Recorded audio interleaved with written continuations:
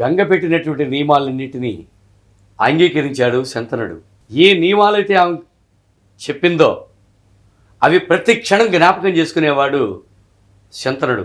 ఎందుకో తెలుసిన, ఇచ్చిన మాట తప్పకూడదు అనేటువంటి నియమం కలిగినటువంటి వాళ్ళు కనుక.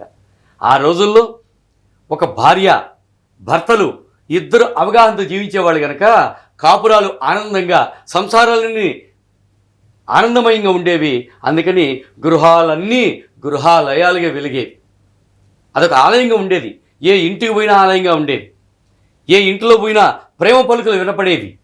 ఇంత అద్భుతమైనటువంటి హైందవ సంస్కృతిలో గృహం ఏదైతే ఉన్నదో ఇది గృహాలయాలుగా, దేవాలయాల్లాగా ఉండేవి. కుటుంబం అంతా కూడా ఆనందంగా ఉండేది, శాంతిమయంగా ఉండేది.